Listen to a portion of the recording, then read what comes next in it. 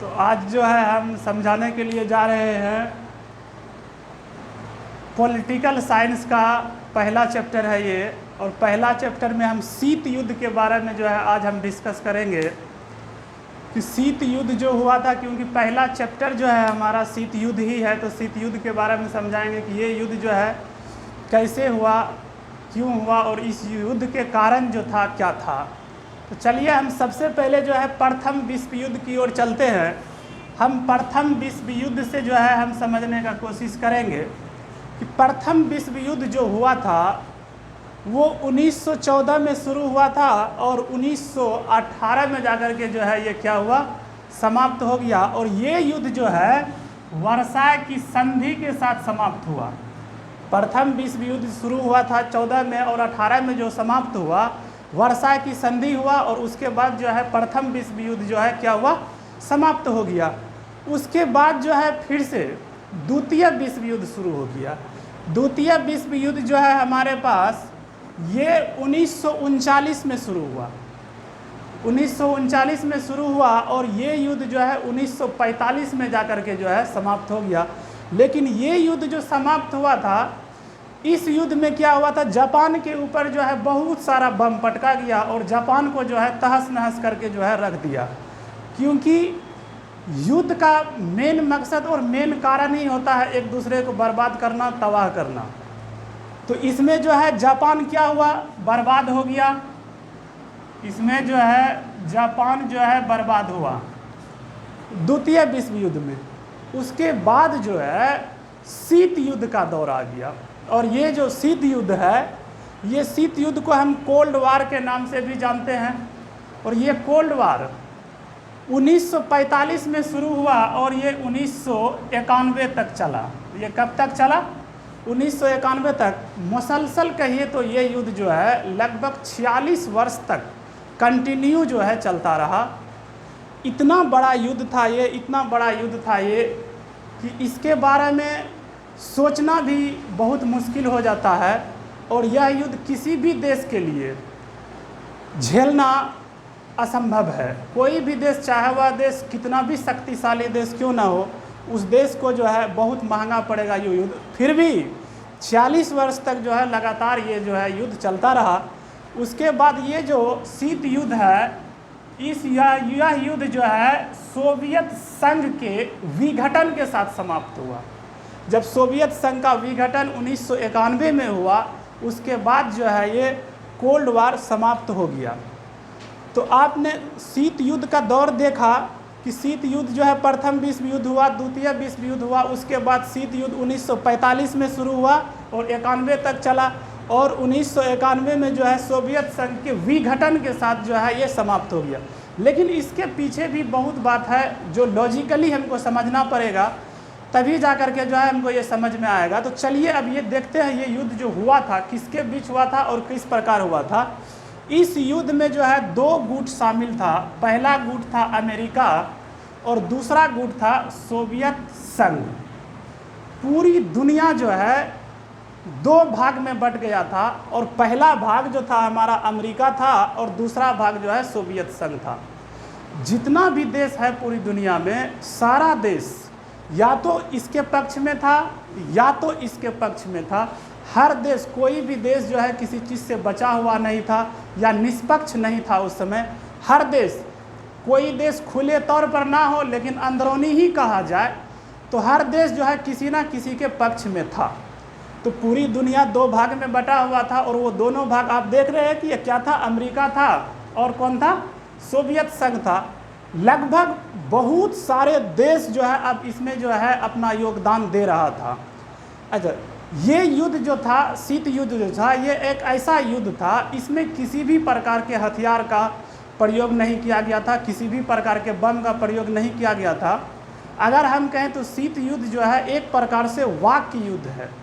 एक दूसरे से जो है बिना अस्त्र शस्त्र का युद्ध लड़ा जाने वाला युद्ध था। ये एक दूसरे के ऊपर हमला करता था वाक्य के जरिए से। इसमें रक्तपात नहीं होता था, क्योंकि रक्तपात अगर होता तो युद्ध का सिचुएशन ही बदल जाता। और ये युद्ध 2 देश के बीच तो हो रहा था, लेकिन हम एक तरफ से ये बता रहे हैं कि इस युद्ध में जो है एक भी हथियार का प्रयोग नहीं किया गया था। जब एक भी हथियार का प्रयोग किया ही नहीं गया था तो ये कैसा युद्ध हुआ। लेकिन फिर भी हम दूसरा बात बोलेंगे कि इस युद्ध में इतना लाश गिरा था, इतना लाश गिरा था कि आप उसका चर्चा भी नहीं कर सकते। लेकिन कंडीशन यहाँ पर था क्या, सोवियत संघ का लाश गिरा था या सोवियत संघ में जो आदमी था उसकी लाश गिरी थी? नहीं, ऐसा भी नहीं हुआ था। युद्ध तो ये दोनों कर रहा था।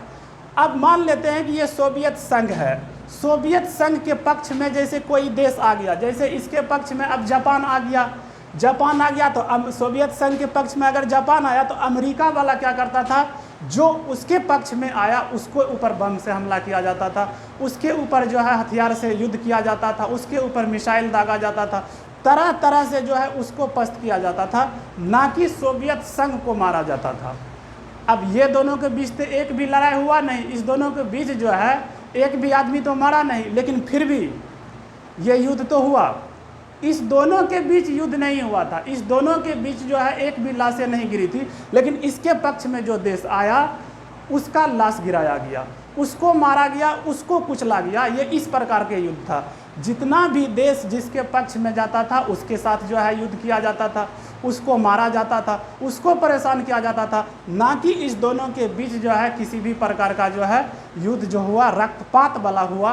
तो इस प्रकार से कहे तो इस दोनों के बीच जो युद्ध था, इस दोनों के बीच केवल और केवल विचारधारा का युद्ध था। इस दोनों का जो विचारधारा था उस पर आधारित युद्ध था।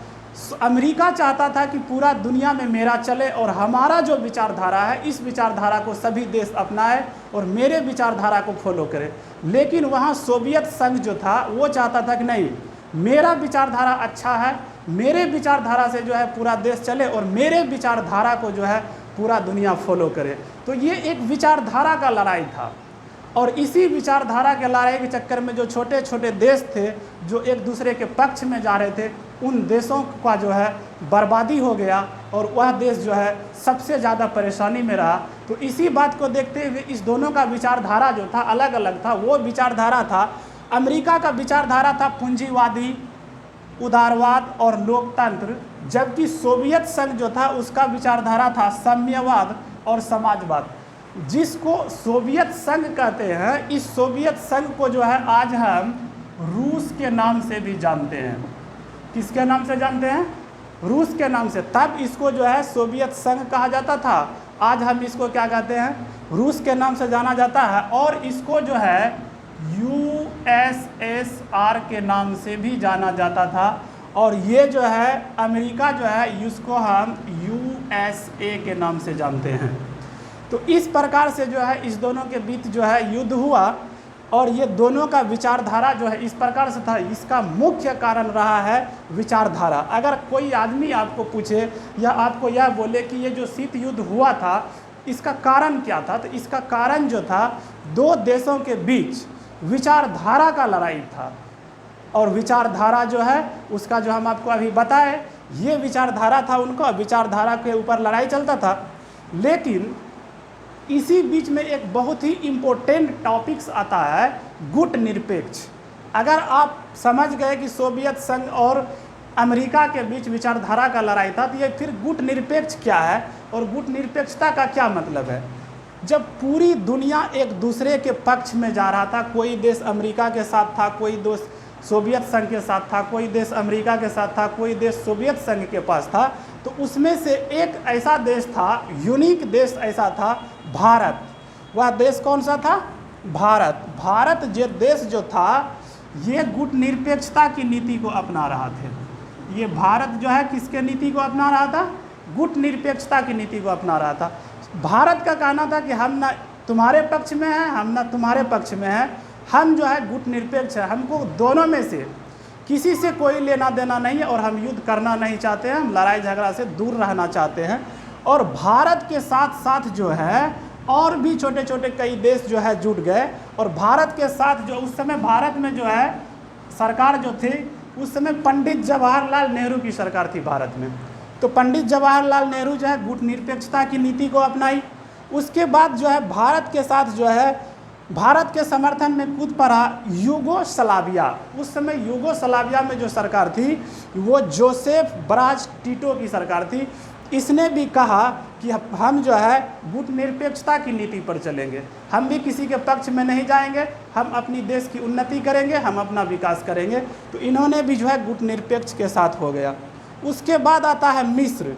मिस्र में उस समय सरकार थी गमाल अब्दुल नासिर की, और गमाल अब्दुल नासिर ने भी कहा कि हम जो है गुट निरपेक्षता की नीति के साथ रहेंगे, हम भी किसी के पक्ष में नहीं जाएंगे।